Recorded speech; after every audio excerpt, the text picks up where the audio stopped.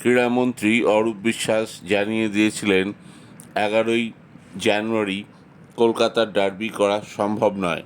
তবে রাতের খবর, কলকাতার ডার্বি হচ্ছে নির্দিষ্ট দিনে 11 তারিখেই, তবে কলকাতার বাইরে ভুবনেশ্বর অথবা জামশেদপুরের মধ্যে একটি জায়গায় হবে, এটা নিশ্চিত হওয়া গিয়েছে।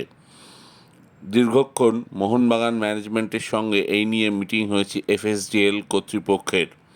কোয়ালিটির দিক থেকে নয়, দর্শকদের নিরাপত্তার দিক থেকে যুবভারতী ছাড়া মোহনবাগান ম্যানেজমেন্ট এবং এফএসডিএল এই ডার্বি করতে রাজি নয়।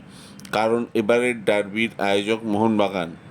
তারা ব্যক্তিগত সিকিউরিটি দিয়েও ম্যাচটা করিয়ে দিতে পারত, কিন্তু সম্ভাবনা বেশি ভুবনেশ্বরের, কারণ সেখানে প্র্যাকটিস মাঠ সংখ্যায় বেশি। এছাড়া 5 স্টার হোটেলের সংখ্যাও বেশি ভুবনেশ্বরে জামশেদপুরের তুলনায়। আগামী 24 থেকে 48 ঘন্টার মধ্যে কোন শহরে ডার্বি সরে গেল, এই নিয়ে চূড়ান্ত রায় বেরিয়ে যাবে। তাহলে বাংলা থেকে সরে গেল ডার্বি এবং ভুবনেশ্বর অথবা অন্য জায়গায় অর্থাৎ জামশেদপুর, এই দুটো